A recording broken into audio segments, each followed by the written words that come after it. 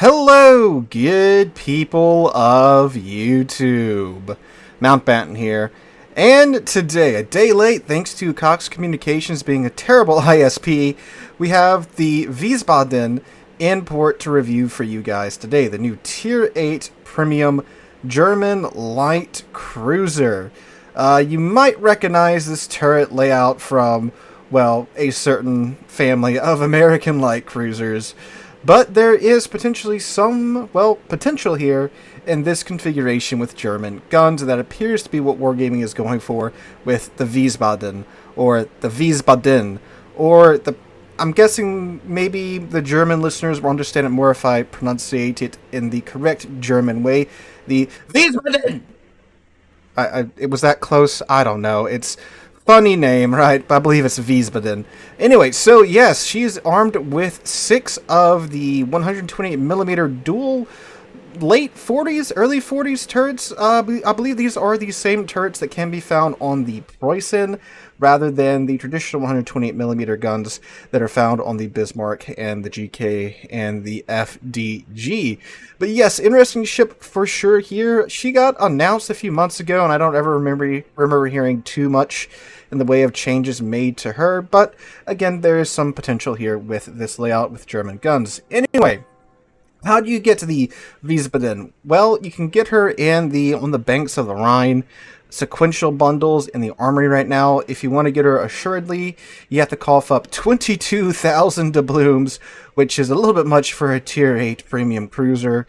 However, according to Wargaming, these ships will come out for a normal price later on, so I would recommend waiting for that rather than gambling on getting her right now or coughing up the 22,000 dubs, because you can get her in the premium German containers in the armory at the moment. She has a 2.5% drop chance in those and these on the Bank of the Rhine containers, and you can buy 2 for 15,000 coal. So for 30,000 coal, you could potentially get her, right? And if you do get her that way, good on you.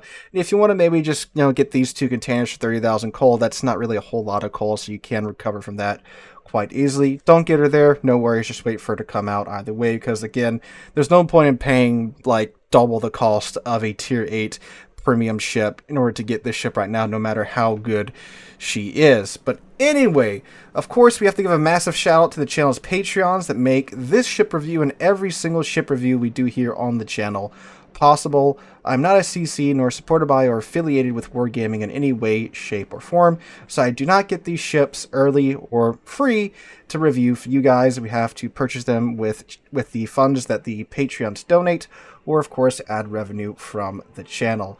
So Patreon's the best way to support the channel. If you're interested in that, you can check out the link in the description down below.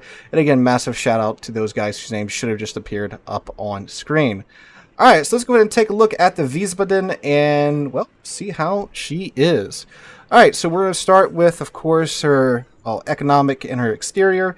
She does come with the Tier 8 Premium Ship economic bonus, 5% to credits, 50% to your various XPs, and of course you do have the baked-in cost reduction that all premium ships do have.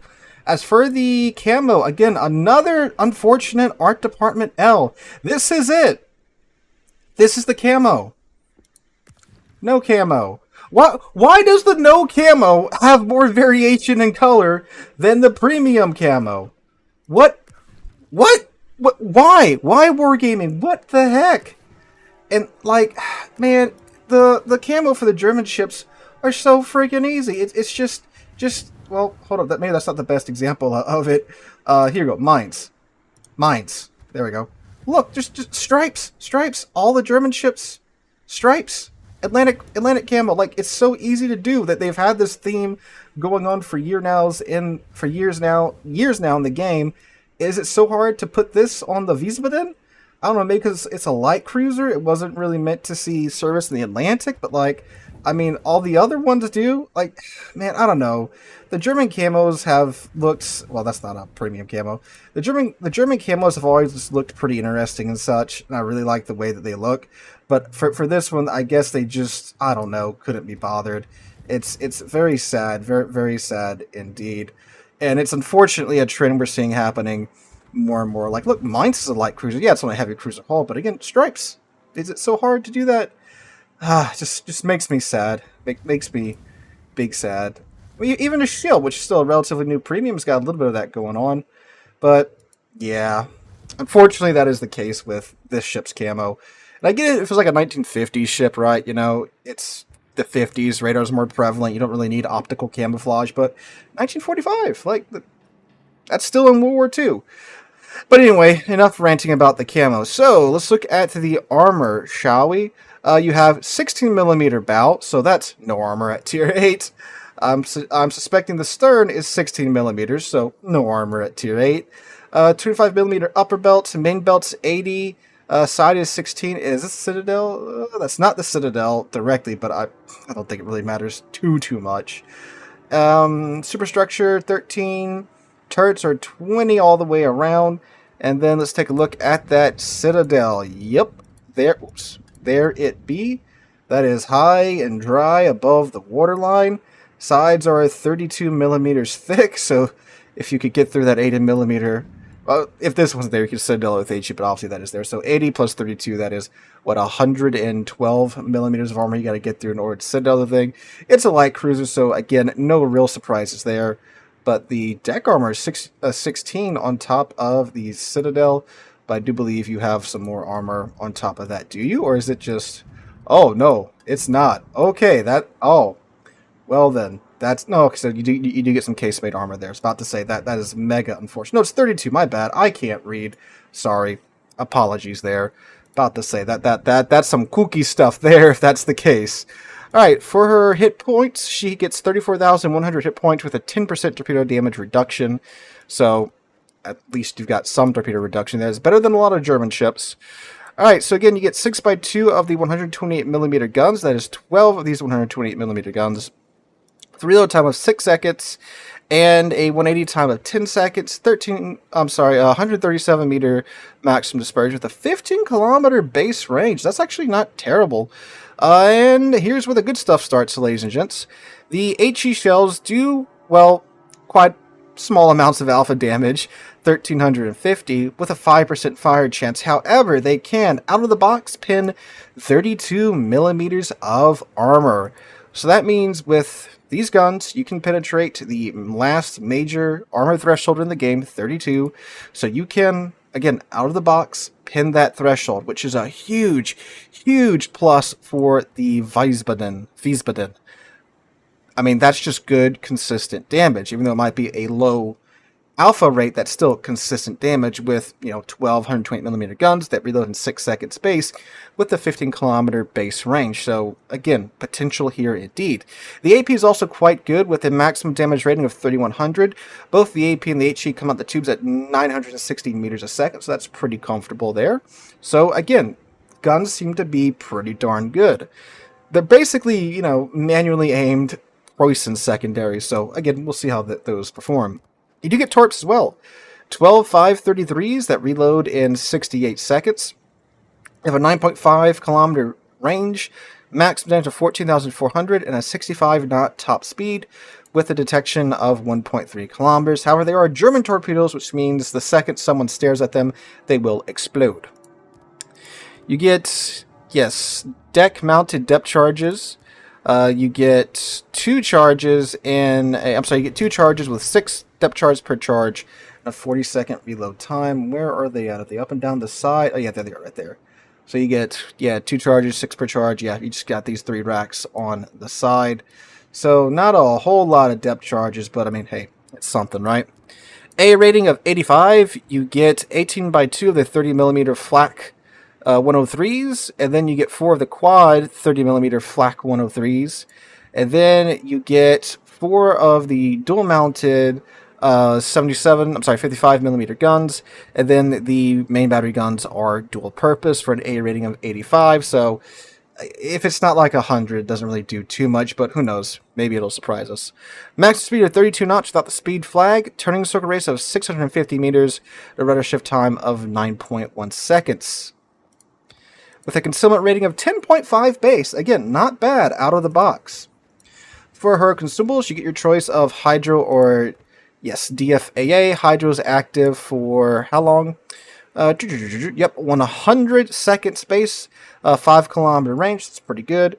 And then you get a smoke generator with a 15-second action time, 69-second smoke screen dispersion time, cooldowns at 180 seconds, and it has a radius of 0.45 kilometers.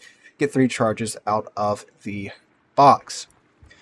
Alright, so I'm going to go ahead and throw a commander and module build on the Wiesbaden, and we will meet you guys right back here. Alright, so I've got my module and commander build on the Wiesbaden. So for the modules, I went with main Armaments Mod 1 since this is a light cruiser, and again, an Atlanta-esque light cruiser. We want to make sure those main battery guns are staying in the fight for as long as possible, and this reduces the risk of them becoming incapacitated by 20%, and increases their survivability by 50%, and if they do get knocked out, it also decreases the repair time by 20%, and does the same for the torpedo modules as well.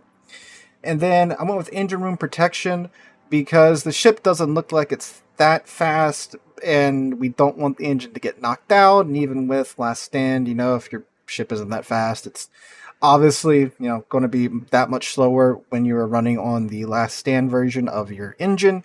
So, of course, you want to decrease the risk of that happening, and that decreases the risk by 20%, and also decreases the repair time by 20% for the engine. Does the same thing for the steering gears as well. And then I went with Aiming Systems Mod 1 because I wasn't really sure exactly if anything here would be any better. You know, it's not a torpedo cruiser. AA isn't great enough to build into AA, and the turret rotation is already 10 seconds, right? So I don't think that's really much of a priority here. So Aiming Systems Mod 1 helps us get that dispersion down by 7% on the main battery guns, and also decreases the torpedo tubes, traverse speed, and, well, if we had secondary guns, increases the firing range and decreases the reload time for the secondary. So, yeah, but we don't have any of those. Then Propulsion Mod 1, because, well, I think I'm going to be, you know, darting in and out of islands with this thing, you know, backing up, getting shells to go over an island, or maybe peeking out from behind the corner of an island, and then zipping back into island cover. Again, very Atlanta-esque, so that's why I'm taking that. And Steering Gears Mod 1, again, I don't think this is a ship that's meant to be played in the open water, just from what we've seen here with her stats. And then Consummate Systems Mod 1 for additional 10% buff to our concealment, because getting to dictate the terms of your engagement is a massive plus. Alright, and for the commander, which I do have Luchins on here. If you haven't picked up Luchins yet, get them right now, especially if you have a high number of German premium ships, because once we get a mere 140 main battery hits on our enemy ships, that will give us a 7.5% buff to the reload time of our guns, and that is just more DPM. And with a ship like the Wiesbaden, that's not going to be a real tall order. So, of course, we went with Last Stand, which, again, like I mentioned earlier, will give us the ability to use our engine and rudder, even if it is knocked out. We then went with Demolition Expert, which gives us an additional 1% chance to the chance of main battery guns setting a fire on the target. And it also gives us a bigger explosion radius for dealing with submarines. Then I went with Safety Circle. That way we know when we are being aimed at. This is the last skill I picked up, by the way, if you're wondering what order I built this in. For the 3-point skills, this is where this ship really eats at. So I went ahead and took Heavy HE and SAP, because this is literally free damage. Our main battery guns on the Wiesbaden are 128 millimeters, and since they are not 149 millimeters or above, we do not get the detection debuff that Heavy HE and SAP gives ships with those caliber guns, so we don't have to worry about that. So again, free 10% damage here to our HE shells, which is probably what we'll be using a whole lot of. Then, of course, Adrenaline Rush, so when we do get shot, we get something out of it. For every 1% of HP loss, you get a 0.2% buff to your main battery reload time. Then went ahead and took Superintendent for additional charge of the smoke and the Hydroacoustic Search consumable, because more of those is always fun. Then went ahead and took Survivability Expert. That way we get an additional 450 HP per tier for our ship. And then, of course, the game disconnects. Okay. So as much as I would like to blame that on Cox, that apparently was not their fault. Apparently the game just had a moment. But anyway, of course, Consummate Expert to get another 10% buff to our ship's detection. So that, along with the flags, which this is what I'm running the fire flags because, well, more fire chance is obviously quite good. Ramming flag in case we get a little feisty. Of course, the fire and flooding recovery flag because those fires and floods do suck. Of course, detonation flag because I don't like exploding randomly, speed flag, hydro flag, and that rounds it up. So, now what that does for the ship is for the guns, we now have a maximum dispersion of 127 meters, so a little bit better there. The HE shells now do 1,485 damage and have a 7% fire chance. That's pretty good with the reload time. And then for the, maneuverability, we now go 33.6 knots with the speed flag. And for a concealment, we now have a concealment range of 8.5 kilometers. That is really, really friggin' good. So, that is the ship, that is the build. So let's go ahead and take her into battle, where I will meet you there in a voiceover review. I have to start off this video with an apology, because you are not going to get a wonderful Wiesbaden game in the background to view while I talk about the ship. Instead, what you're going to get is probably several half matches that I actually managed to get into because, well, if you haven't been following the drama with my ISP here recently, yesterday my internet was down for 10 hours straight with no notification about anything that was going on until about 5 hours into the 10-hour blackout. And then eventually it did come on for about an hour or two where I was able to upload yesterday's video, thankfully on my PC. I was previously uploading it on my laptop via cellular data, which takes about 5 hours to upload, and that's fun. But today I thought, okay, cool, you know, they were down for 10 hours yesterday. Surely whatever problems they had were rectified by today. I mean, if you're down for 10 hours for maintenance or some problem, truly, you should have it fixed by then. But, nope. Apparently, I have like turn of the century dial-up internet now. You can enjoy seeing my ping in the upper left-hand corner go from, you know, good ping around 32 to about 5,000, 7,000. It's absolutely atrocious. And because of that, what typically would happen is that I would get into matchmaking, get into a game, and immediately disconnect from the server. Yeah, that little kerfuffle in the port section of this review, yeah, that actually was my internet. I thought the game was just being dumb. But anyway, yeah, no, I would connect to a match, the match would start up, and then I would disconnect. Or, you know, I would sometimes disconnect before I would even load into the match. So that sucked, and most times it takes apparently about 5 to 10 minutes for my internet to kick back on, and I would get in the match about halfway through. So, now granted, for the fact that I would get into a match halfway through, still at the spawn point, and have to putter over to the enemy team, and then start actually fighting them with my Wiesbaden, the ship did actually pretty darn good. You know, in a lot of these cases where I was getting in when the match was pretty much already over, I could still get like 50, 60,000 damage, which, I mean, again, for the last 5 minutes of a game, that's really not bad at all, Chief. But yeah, I wish I could get a full game in this ship, but I've been playing for the past 3 hours, and that doesn't look like it's going to happen, and I'm about at my limit for dealing with my internet, so unfortunately this is what we're going to have to go with for the Wiesbaden. But yes, the ship does feel really solid. The HE is not the munition you should use primarily. Those of us that have been playing German ships for some time do know this. If anyone shows you side at all, swap it over to that AP, because the AP Alpha is so much better than the HE Alpha that you are going to be doing, like, with HE full broadside. If you're pinning every shell, you might be lucky for like 2,000 or 3,000 damage. With the AP, you'll be doing 5,000 or 6,000 damage if you're pinning with the AP. The German AP has good pins and good alpha. Now, of course, there are cases where there are going to be higher tier ships that do angle to you, or you're fighting tier 10 ships that your 128mm guns simply cannot pin with your AP. Then yes, obviously do use HE and get those, you know, good, consistent, but low damage pins in, and that 7% fire chance with the build that I'm running, you'll be setting a fire to here or there.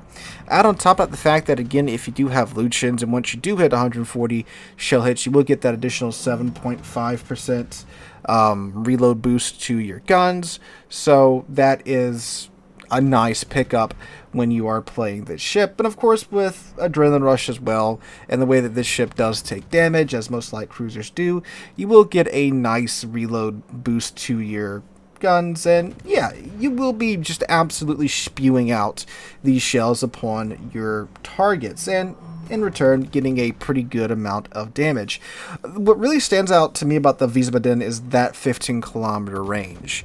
As we've seen with Atlanta and her counterparts, Wargaming's very iffy to give them anything over 14-kilometer range, and granted, with the shell ballistics of those Atlanta cruisers, you don't really want to be shooting at anything that far away because of the American air drag. It takes years to get to the target. But with a nice, 970 meters a second velocity that you get out of these guns, it is really comfy to shoot at the, outer limits of the Wiesbaden's range. And, if you are shooting at 15 kilometers, yeah, it's going to take a second to get there, but it is really, really comfy at like her mid-ish range, like 12, 13 kilometers. It's so comfy. These guns, I really cannot stress that enough. So even someone like me, who's not the best light cruiser player, I can still get the guns to work quite well. And also, I also retract my statement where I mentioned in the port section that I don't think the ship is a torpedo cruiser. Well, it turns out when you have, 9.5 kilometer torpedoes and an 8 kilometer detection range, you can make that work. Now, 9.5 kilometers on the torpedoes may not sound like a tremendous amount of torpedo range, and by like destroyer standards, sure, it's not. But if you think about it, if you're a light cruisers typically do best when the enemy is pushing into you and you're kiting away. When enemy ships are pushing into you full tilt, if they're like 12 kilometers away from you, you can let those torpedoes rip and you'll hit them. They will get within 9.5 kilometers of the point at which you launch those torpedoes pretty fast with that. So you can make that work, and I did make that work on several occasions. And yeah, having 2 racks of torpedoes per side when you are being pushed into by the enemy team is something that is most advantageous to your damage income. So that's also really nice. Hydro, of course, excellent to have. You can push into DD smoke if you want to and pop that hydro, and then now, of course, with your German Atlanta, you can absolutely murder the DDs in said smoke, which, by the way, again, unless the DDs are like bow into you, you actually do want to use AP on DDs, unless they're like bow or stern in, or if you want to knock out their modules, then yes, use HE, but again, for damage, go ahead and use AP. So that's also quite nice. The downsides of the ship, though, are that it handles like a real boat.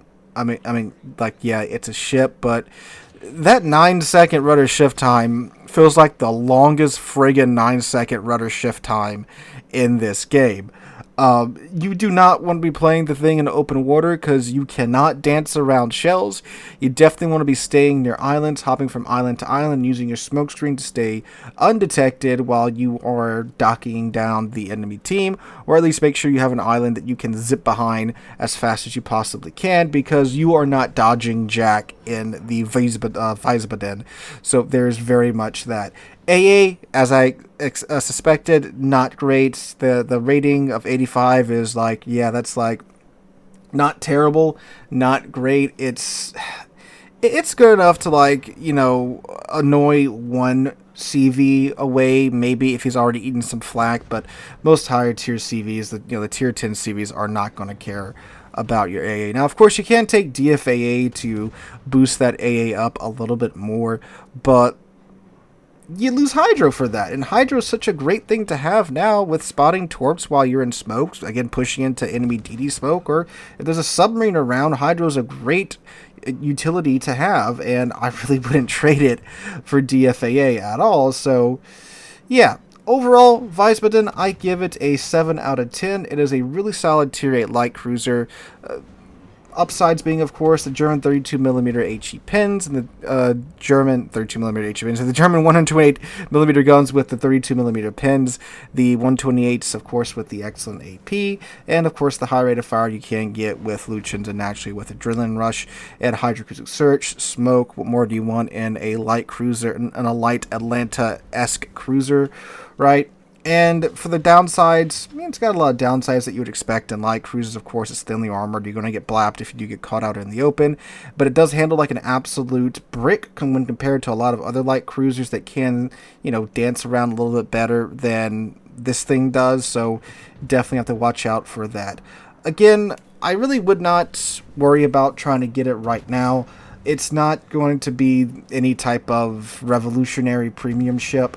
It's just, another light cruiser with a little bit of German spice thrown in there that if it comes out, well, I should say when it comes out for a normal price, be it for doubloons or coal, I think this is a really solid contender for a coal ship. But whenever it comes out for its normal price, I do feel like it is worth the normal Tier 8 asking price. If you do like light cruisers and would like, again, a German-esque Atlanta, I think it's worth picking up. Especially if you like light cruisers, you can get this thing to do much better. Well, if you like German light cruisers and you have a solid, stable internet connection, unlike myself, you can very much get this ship to perform much better than I was able to get it to perform tonight. Hopefully, the day of release, Friday night, my internet is kind of chilled out because I will be streaming right here on the channel tonight. We'll be taking the Wiesbaden out on stream. If that's possible tonight, I don't know. Cox might decide they just hate me even more and just not allow me to stream tonight, but we shall see. Anyway, guys, thank you guys so much for watching this video. If you did enjoy, make sure to drop a like, leave a comment, and subscribe to the channel. We're on our way to 70,000 subscribers, and I cannot thank you guys enough for that. Hope you guys have a wonderful Friday, wonderful rest of your week. Hope to catch you guys in the next one.